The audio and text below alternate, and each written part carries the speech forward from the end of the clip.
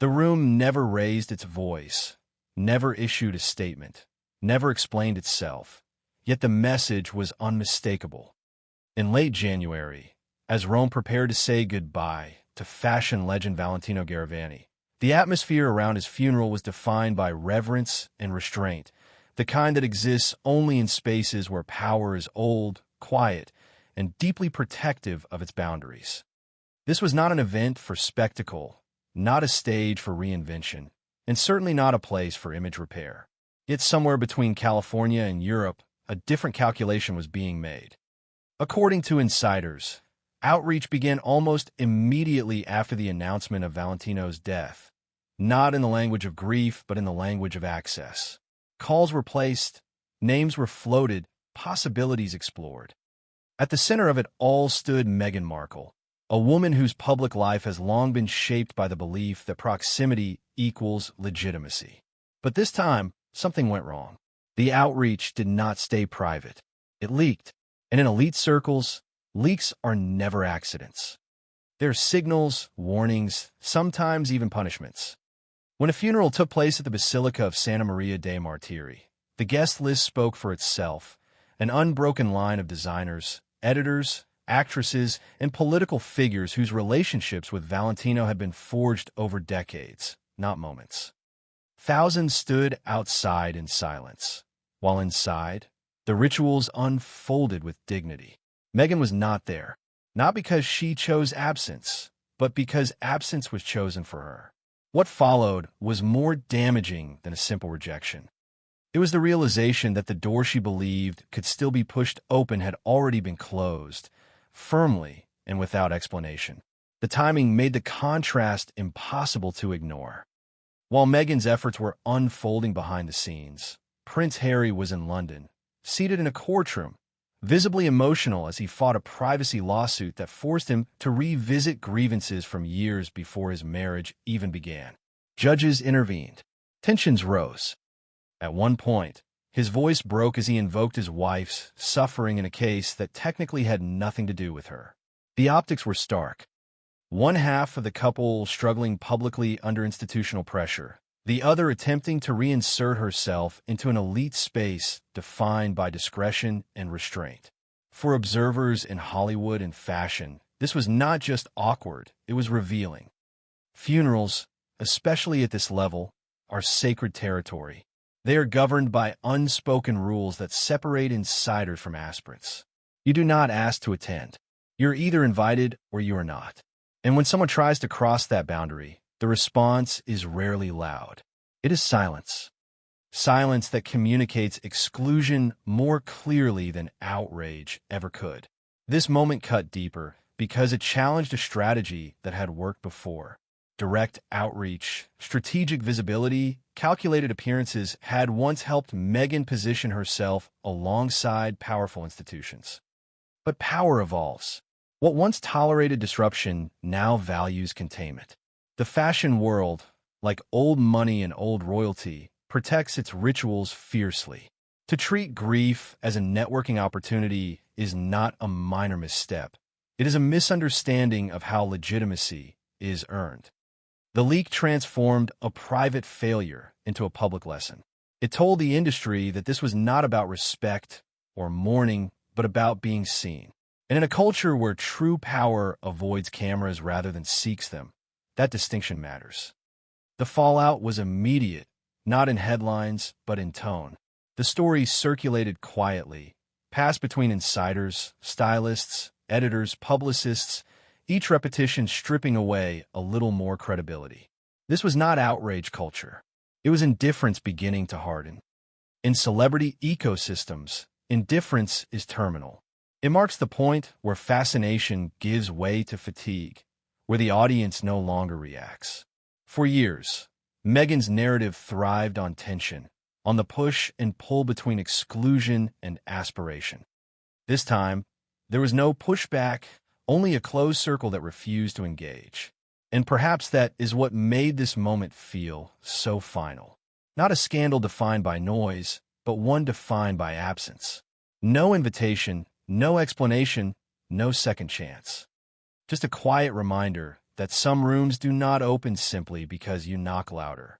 In the aftermath, questions lingered not about fashion or funerals, but about power itself, about who is allowed to cross certain thresholds and who is forever kept outside. And for the first time in a long while, the answer seemed brutally clear.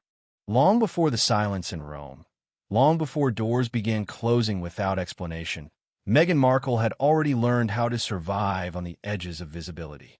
Her early life was not one of inherited power or guaranteed access, but of observation and adaptation. Growing up in Los Angeles, she learned quickly that proximity mattered, that success was often less about talent alone and more about who noticed you, who remembered your name, who opened the next door. Acting offered structure, auditions offered hope, and rejection became routine.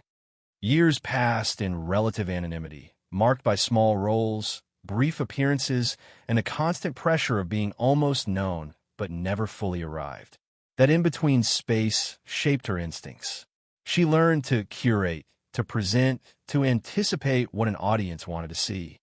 When Suits finally gave her a foothold, it also reinforced a lesson she would carry forward. Visibility could be engineered. Attention could be managed. Image could be shaped if you worked hard enough at it. Then came the pivot that changed everything. Meeting and marrying Prince Harry did not simply elevate her status. It transported her into a system governed by rules she did not write and could not easily bend. The British royal family operates on tradition, restraint, and hierarchy, values that clash with the Hollywood logic of personal branding and constant exposure. At first, the contrast created fascination. She was framed as modern, outspoken, different. But inside the institution, difference is tolerated only when it does not disrupt continuity. Over time, tensions surfaced. Protocols felt restrictive. Silence felt suffocating. The very discretion that defines monarchy became a source of frustration. When Meghan and Harry stepped back from royal duties, they did so with a promise: freedom, independence, control of their own narrative. The move to California was positioned as a fresh start, a chance to translate royal notoriety into global influence. For a moment, it worked. Deals followed. Cameras followed. Platforms opened. Interviews, documentaries, podcasts all carried the same underlying message. This was a couple reclaiming their story. But telling a story repeatedly comes at a cost. Each retelling reduces mystery. Each clarification invites scrutiny. The more Meghan spoke about authenticity, the more audiences began to question what was real and what was performance. In Hollywood, credibility is currency, and credibility is fragile. It depends not just on ambition, but on restraint, on knowing when to disappear as much as when to appear. As projects rolled out, expectations were high. Budgets were large. Creative freedom was expansive. Yet the response was muted. Viewership numbers disappointed. Concepts felt polished but distant. Critics noted a lack of spontaneity, an overmanaged tone that left little room for vulnerability. Insiders began to whisper that meetings felt rehearsed, that pitches lacked substance, that ideas leaned heavily on image rather than depth. This is where the pattern began to form. Meghan's approach relied on access. Access to platforms, to events, to influential circles. But access without organic connection is unstable. Wearing couture does not make one part of the couture world. Attending elite spaces does not grant insider status if relationships are transactional. In fashion, as in royalty, trust is built slowly. It is reinforced by discretion. Those who belong are rarely the ones pushing to be seen. Over time, invitations became selective. Calls were returned more slowly. Enthusiasm cooled. And still, Meghan pressed forward, convinced that proximity could be regained through persistence. This belief shaped her public trajectory. Each appearance became intentional. Each absence was explained. Yet something fundamental was missing: the quiet endorsement of insiders, the unspoken validation that signals acceptance within closed systems.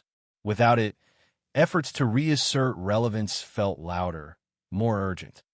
Meanwhile, Harry's journey diverged. His identity remained tied to legacy, duty, and grievance. Legal battles replaced ceremonial roles. Courtrooms replaced balconies. Emotional appeals replaced institutional authority. In this dynamic, Meghan became both anchor and catalyst, the focus around which his struggles revolved. Observers began to note the imbalance. One partner looking backward toward loss, the other looking forward toward visibility. Two different definitions of purpose moving in opposite directions.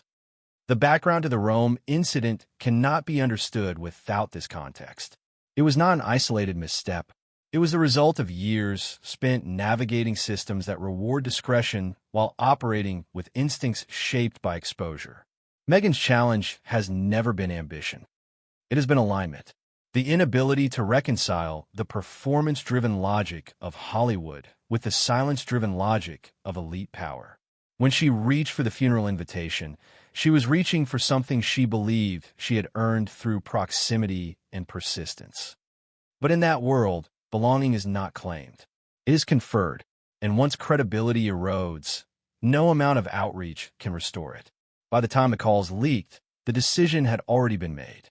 The room had closed ranks. What followed was not punishment, but distance.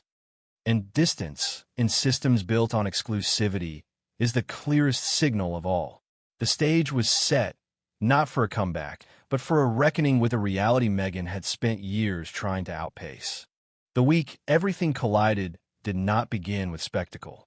It began with pressure building quietly on two separate continents, moving toward the same breaking point. In London, court doors opened and closed with procedural indifference as Prince Harry took his seat, facing a legal battle rooted in resentment that had been fermenting for years. In California, phones rang late into the night as plans were adjusted, contacts reviewed, strategies recalculated. Nothing about this moment was spontaneous. It was the consequence of momentum that had been building beneath the surface, unseen but unstoppable. As Harry stood before a judge, the atmosphere in the courtroom grew tense.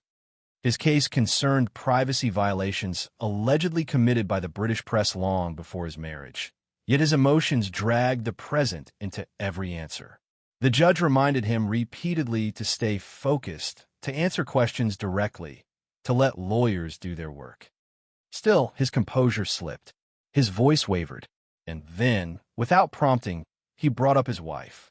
He spoke of her suffering, of the toll the media had taken on her life, of pain that predated their union but now defined it. Observers exchanged glances. The courtroom fell silent, not out of sympathy, but confusion. This was not what the case was about. Yet for Harry, nothing existed outside that gravitational pull. His personal narrative had fused entirely with hers. Across the Atlantic, the consequences of a different kind of miscalculation were unfolding. In Rome, preparations for Valentino Garavani's funeral moved forward with solemn precision. Invitations had been extended weeks in advance, guided by relationships measured in decades. As the guest list solidified, one name never appeared. And when last-minute outreach attempted to change that reality, the response was firm and final. There would be no exception, no accommodation, no quiet inclusion. When the funeral took place, the absence was conspicuous only because of what followed. Within hours, word spread that Meghan Markle had tried to gain access. That detail transformed a private exclusion into a public narrative. It reframed the event from a matter of grief to a question of intent. Fashion insiders whispered that the outreach had focused not on paying respects, but on visibility, on proximity to figures like Anna Wintour and Donatella Versace, on reclaiming a place among elite circles. The reaction was swift but understated. No statements were issued. No names were named. The industry simply closed ranks. What made this moment explosive was not the rejection itself, but the symbolism. Funerals are the final boundary in elite culture. They are where reputations are honored and where opportunism is least tolerated. By attempting to enter that space without organic belonging, Meghan crossed an invisible line. And once crossed, it could not be uncrossed. As images from Rome circulated showing rows of mourners and familiar faces paying tribute. The contrast with Harry's courtroom footage grew sharper. One half of the couple unraveling publicly under judicial scrutiny, the other exposed privately through leaked outreach. The narrative snapped into focus. This was no longer about individual incidents. It was about alignment, or the lack of it. Analysts began to connect patterns that had been dismissed as coincidence. The Paris Fashion Week appearance where access had been pushed rather than offered. The carefully staged Instagram moments that drew criticism for tone deafness. The media projects that promised intimacy but delivered polish. Each episode alone could be explained away. Together, they suggested a deeper issue. Credibility. In Hollywood and high society, credibility is not declared. It is bestowed quietly, reinforced through consistency and restraint. Once questioned, it is nearly impossible to recover. That week, credibility cracked in two places at once. In London, Harry's insistence on framing himself as a victim of media intrusion clashed with his own willingness to reveal private family details elsewhere. Commentators pointed out the contradiction between condemning press exposure and profiting from it. The judge's patience thinned as Harry continued to argue, his frustration spilling over procedural boundaries. The image of a prince struggling to separate emotion from argument circulated widely. In Rome, the leak achieved what a public snub could not. It redefined Meghan's image from aspirational outsider to perceived interloper. Fashion houses value loyalty and discretion above novelty. By attempting to leverage grief for relevance, she reinforced the belief that her approach prioritized optics over substance. Insiders noted that the reaction was not anger, but exhaustion. Brand fatigue had set in. This was the turning point. Not because it was the loudest scandal, but because it was the quietest rejection. Public outrage can be managed. Silence cannot. As days passed, secondary narratives emerged. Reports suggested that streaming executives were reassessing commitments. Invitations to industry events slowed. Publicists recalibrated strategies. The ecosystem that once amplified every move now responded with distance. Meanwhile, royal commentators drew attention to the widening gap between Harry and Meghan's priorities. Harry appeared increasingly nostalgic for structure and belonging, even as he rejected the institution that provided it. Meghan appeared increasingly focused on reclaiming elite validation through visibility. Two trajectories pulling apart under pressure. Observers cited the work of Tom Bower, who had long argued that ambition without authenticity would eventually collide with reality. That collision seemed to be happening in real time. Financial questions surfaced. Legal costs loomed. The promise of limitless opportunity in California looked less certain. What had once been framed as liberation now resembled displacement. The scandal was not that Meghan failed to attend a funeral. It was that the attempt revealed how far removed she had become from the codes governing the world she wanted to enter. The week ended without resolution, only accumulation. Accumulation of doubt, of skepticism, of distance. For the first time, the narrative surrounding the couple was not driven by outrage or sympathy, but by a growing sense of inevitability. Something had shifted. The story had moved from assent to reckoning. And as the noise faded, what remained was a silence that suggested the most dangerous phase had begun. The phase where interest wanes and doors close not with a slam, but with a final, irreversible click. The consequences did not arrive all at once. They settled slowly, almost imperceptibly, like a change in temperature that only becomes obvious when it is too late to turn back. After the Rome incident and the London courtroom fallout, there was no dramatic collapse, no public reckoning, no single headline declaring an end. Instead, there was distance. And distance, in worlds governed by access and perception, is the most telling response of all. For Meghan Markle, the shift was subtle but unmistakable. Invitations that once appeared routinely began to dry up. Conversations that once felt warm became cautious. In Hollywood, momentum depends on the illusion of inevitability, the sense that someone is ascending whether you personally believe in them or not. Once that illusion fractures, enthusiasm retreats quietly. Executives reassess risk. Publicists soften expectations. Doors remain technically unlocked, but no one rushes to open them.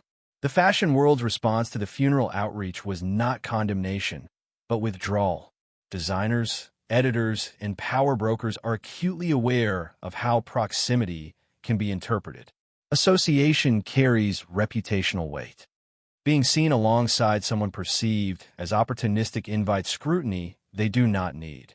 As a result, the safest move is often silence. No statements, no denials, just absence. Over time, absence becomes pattern. Pattern becomes message. The message was clear. Meanwhile, Prince Harry faced a different kind of consequence, one rooted in visibility rather than exclusion. His courtroom appearance lingered in public memory longer than expected. Clips circulated showing moments of frustration, emotional strain, and procedural missteps. In the UK, where restraint is often equated with credibility, the display unsettled even sympathetic observers. Polling reflected a steady erosion of goodwill. The image of a prince at odds with the institutions that shaped him had once felt rebellious. Now it felt unresolved. In the United States, the impact was quieter but no less significant. The narrative of a couple reinventing themselves as global changemakers began to stall. Streaming platforms operate on metrics, not mythology. Viewership data does not respond to personal grievance. It responds to engagement. Projects that failed to capture sustained attention raise questions about creative direction and audience fatigue. Meetings that once focused on expansion shifted toward evaluation. The language changed from possibility to performance. This recalibration had tangible effects. Production timelines slowed. Concepts were quietly shelved. Development deals that depended on momentum lost urgency. In industries driven by trend cycles, hesitation is often fatal. When confidence wavers, investment follows. For Meghan, the cost was not just professional. It was reputational.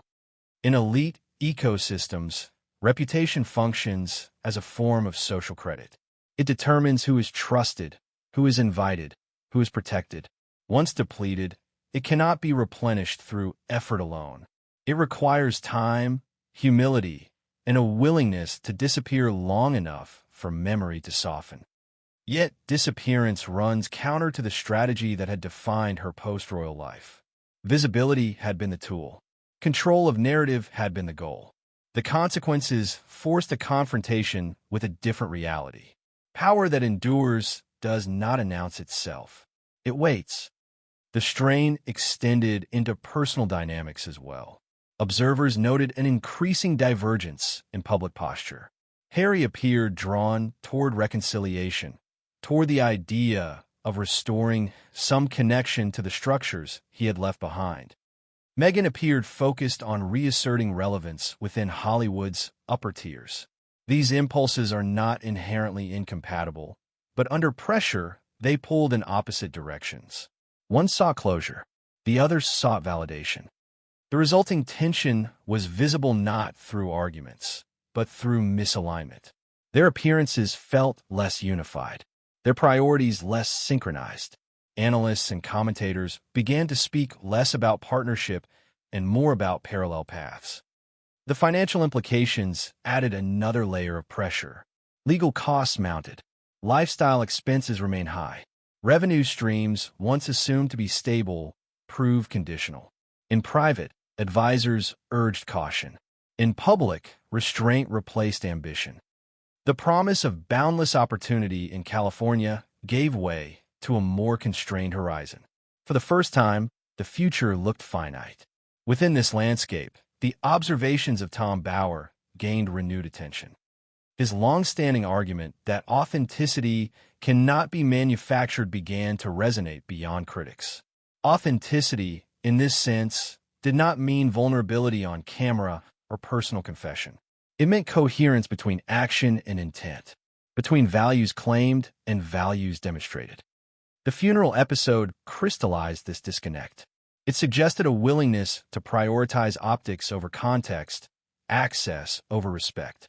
In spaces defined by legacy, such misalignment is not forgiven easily. The broader cultural reaction was telling. Public outrage faded quickly. What replaced it was something more dangerous. Indifference. Social media engagement softened. Headlines lost urgency. Stories that once dominated cycles slipped into background noise.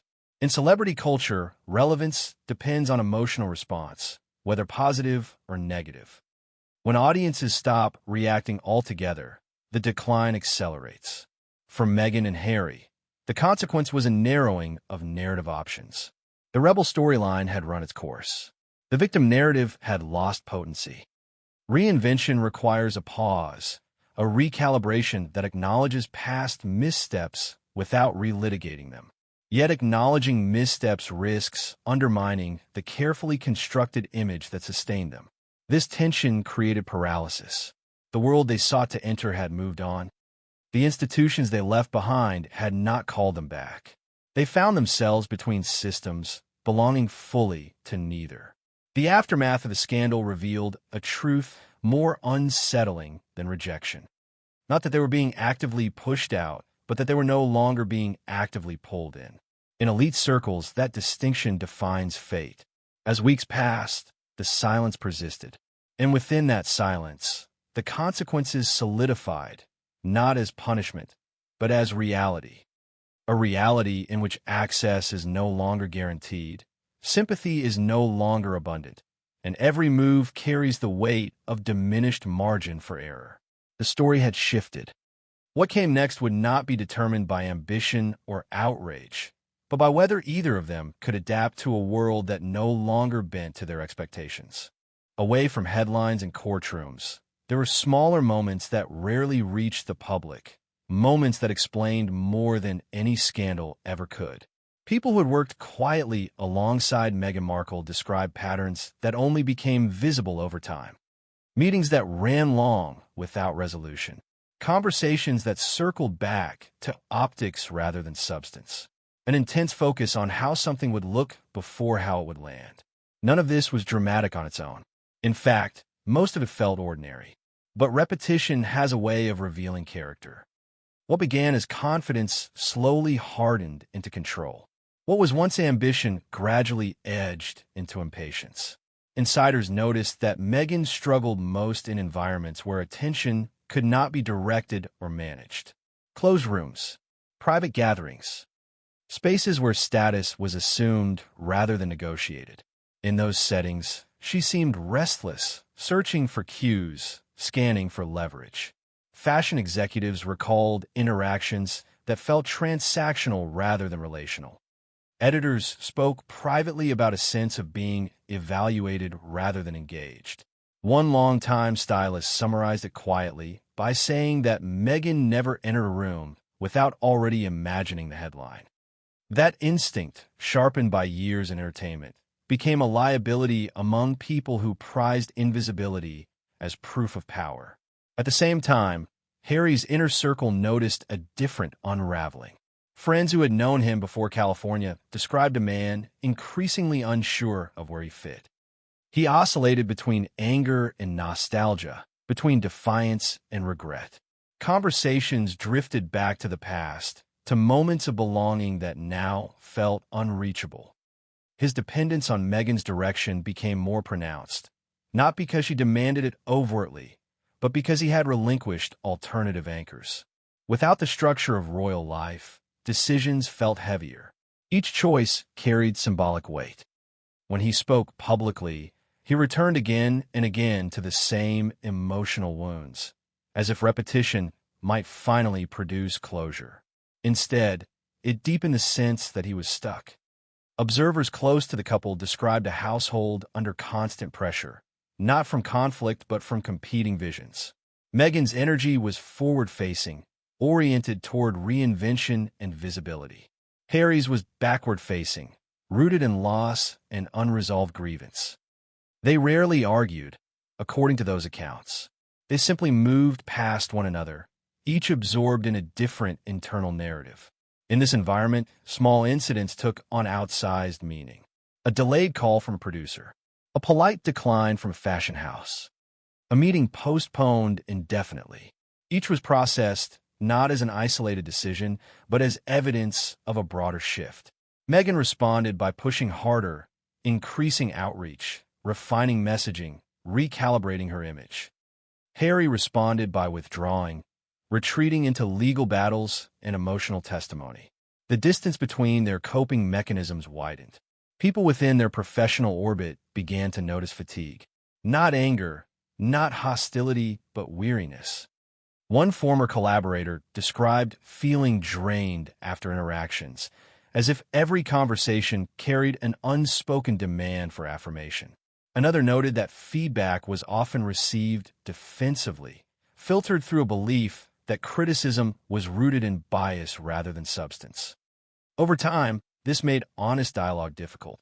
When truth becomes threatening, silence becomes safer. Silence, however, is rarely kind. The Rome incident exposed these undercurrents precisely because it involved a setting where silence is sacred. Funerals are moments when ego dissolves, when the individual steps back in recognition of something larger. To attempt entry into such a space without deep personal ties signaled a misunderstanding that went beyond strategy. It revealed a discomfort with being unseen. For those watching closely, that discomfort had been present all along. The difference was that it could no longer be managed through presentation. Even within Meghan's shrinking inner circle, doubts surfaced. Friends who had once championed her independence began to question whether the constant pursuit of validation was sustainable. Some quietly distanced themselves, not out of malice, but self-preservation. Association with controversy carries cost, even when the controversy is subtle. The absence of open conflict made the distancing easier to justify. It felt natural, gradual, almost invisible. Harry felt these losses differently. Each withdrawal reinforced his sense of abandonment. Yet he struggled to articulate it without framing himself as victim once again. Those close to him worried that his emotional vocabulary had narrowed, that he interpreted every challenge through the same lens of persecution. Therapy was discussed, reflection encouraged, but habits formed under trauma are difficult to dismantle without time and humility. Time, however, was the one resource the couple seemed unwilling to grant themselves. Public life demands momentum. Momentum demands output. And output, when disconnected from renewal, becomes hollow.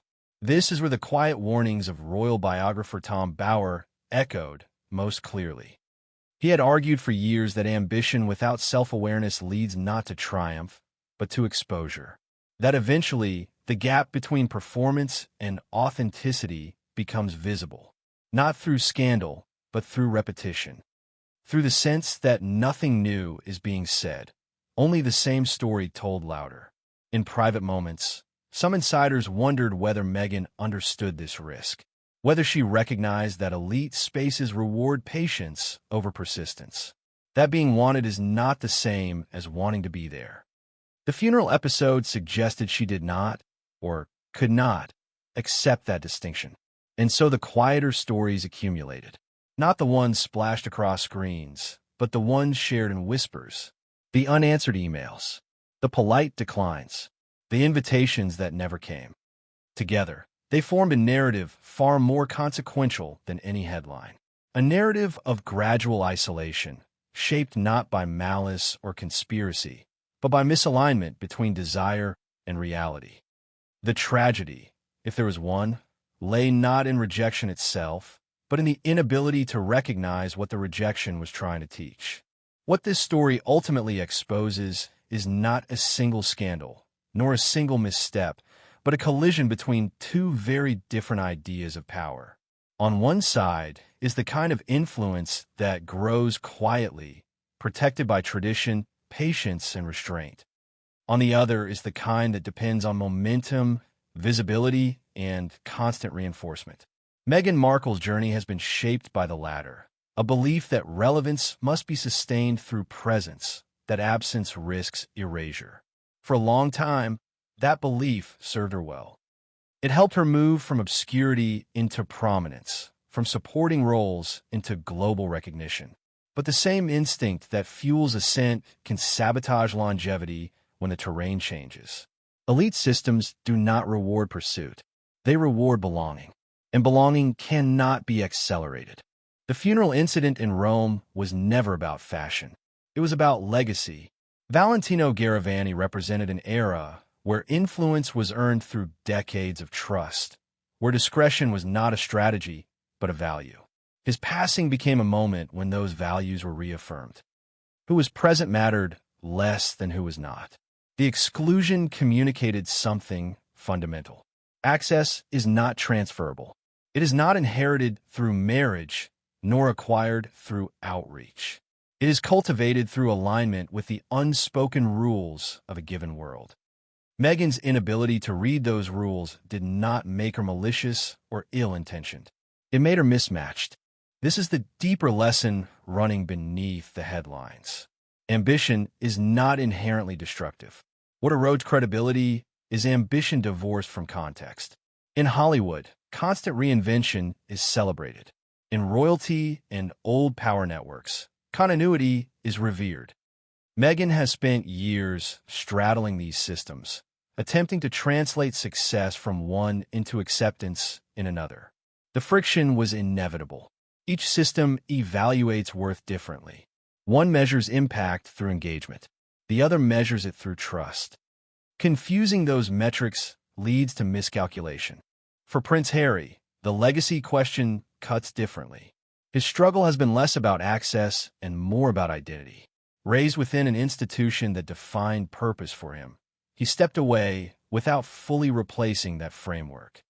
What followed was a search for meaning through grievance, through confrontation with the past rather than construction of the future.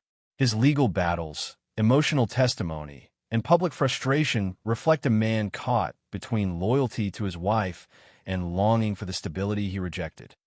In this sense, Harry's tragedy is not loss of status, but loss of orientation.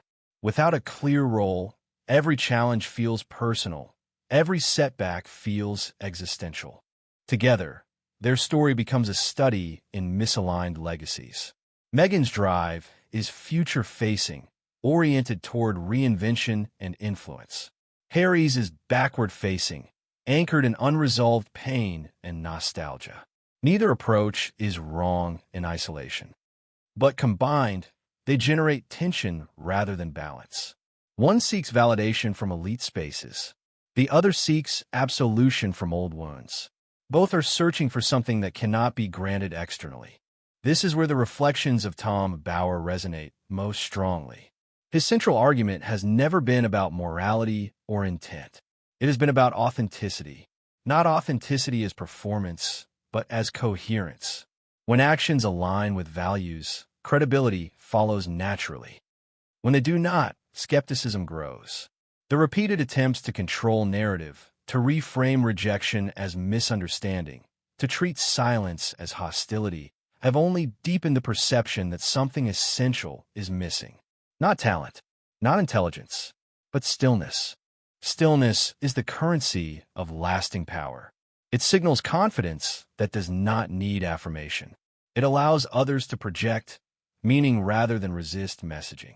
Meghan's greatest challenge may be learning to step back long enough for trust to rebuild. Harry's may be learning to step forward without dragging the past behind him. Both require a humility that fame rarely encourages. The legacy question extends beyond them as individuals.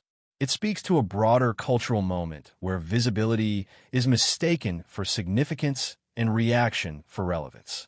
Social platforms reward immediacy, not endurance. Yet history remembers those who understood when to withdraw as much as when to appear. The most enduring figures are often the least noisy. They allow their work, their values, and their restraint to speak on their behalf. If there is a lesson embedded in this chapter, it is not that ambition fails, but that unchecked ambition without self-awareness becomes self-defeating. Power that must be announced is already weakening. Influence that depends on access rather than trust erodes quickly. Meghan and Harry's story illustrates what happens when modern celebrity logic collides with ancient hierarchies. One side bends, the other does not. What remains uncertain is whether they can adapt. Adaptation would require acknowledging limits, accepting exclusion without resentment, and redefining success away from elite validation. It would require silence where there has been noise, patience where there has been urgency. For Meghan, it may mean letting go of rooms she believes she belongs in. For Harry, it may mean letting go of battles that no longer serve him. Legacies are not decided in moments of crisis, but in the responses that follow. The coming years will reveal whether this story becomes one of recalibration or of continued friction, whether the lesson of Rome is absorbed or resisted, and whether either of them can find a version of influence that does not depend on knocking on doors that no longer open. In the end, the most revealing aspect of this story is not the rejection itself, but what followed after the noise faded. There was no dramatic confrontation, no explosive rebuttal, no triumphant comeback announcement. There was only quiet. And in that quiet, the reality of Meghan Markle and Prince Harry's position became impossible to ignore. They were no longer at the center of the conversation. They were orbiting it. The world they once commanded through controversy and curiosity had shifted its attention elsewhere, and nothing exposes fragility faster than the absence of an audience. For Meghan, the path ahead looks narrower than it once did. The tools she relied on for years, visibility, strategic appearances, narrative control, have lost their potency. Hollywood does not close doors loudly. It simply stops calling. Fashion does not issue rejections publicly. It excludes through omission. Elite power rarely humiliates. It disengages. This is the phase that tests character more than ambition. When validation dries up, when access is no longer automatic, the question becomes whether reinvention is possible without spectacle. Reinvention that lasts is almost always quiet. It requires restraint, patience, and an acceptance that some chapters cannot be rewritten. Harry faces a different reckoning. His future is less about relevance and more about direction. The emotional weight he carries has become part of his public identity, repeated so often that it now defines him more than his causes or intentions. His longing for reconciliation with his family, for structure and belonging, stands in contrast to the public battles he continues to fight. The longer those battles drag on, the more they tether him to the very past he claims to want to escape. Healing cannot happen in a courtroom or on a streaming platform. It happens when grievance is no longer the organizing principle of life. Together, they stand at a crossroads that cannot be navigated through public relations alone. The brand they built was fueled by rebellion and exposure. But rebellion exhausts itself, and exposure without evolution leads to fatigue. Audiences are not hostile. They are tired of repetition, tired of contradiction, tired of stories that circle the same wounds without resolution. In modern culture, outrage fades quickly. Indifference lingers. This is why the funeral incident resonates beyond its surface details. It symbolized a deeper truth. There are spaces that cannot be entered through effort alone. There are hierarchies that do not respond to persistence. And there are moments when stepping back is the only way forward. Meghan's pursuit of elite validation collided with a system that values discretion above ambition. Harry's pursuit of justice collided with institutions that prioritize process over emotion. Neither collision ended in victory. Both ended in stalemate. The warnings articulated for years by observers like Tom Bauer now feel less like provocation and more like diagnosis. His core argument was never that Meghan lacked drive or intelligence. It was that drive without self-awareness eventually reveals its limits. Authenticity cannot be manufactured indefinitely. At some point, the performance cracks and audiences sense it. When that happens, no amount of refinement can restore trust overnight. What remains is choice. Meghan can continue chasing rooms that resist her, or she can redefine success away from elite approval. Harry can continue litigating the past, or he can begin constructing a future not anchored in grievance. Neither path is easy. Both require surrendering something deeply held. For Meghan, it may be the belief that visibility equals power. For Harry, it may be the belief that vindication will bring peace. The tragedy of their story is not downfall, but stagnation. A slow suspension between what was promised and what is possible. Fame without trust. Influence without belonging. Freedom without clarity. These are unstable foundations. They do not collapse spectacularly. They erode. And perhaps that is the final irony. For a couple once defined by noise, the most decisive verdict has come in silence. No invitations. No urgency. No outrage. Just a world that has moved on. In media and power alike, silence is not emptiness. It is judgment. Whether this becomes an ending or a turning point depends entirely on what they do next. Not what they say, not what they release, but how long they're willing to step back, listen, and allow the dust to settle. Because in the systems they aspire to influence, the loudest move is often restraint. And the hardest lesson to accept is that some doors only reopen when you stop knocking.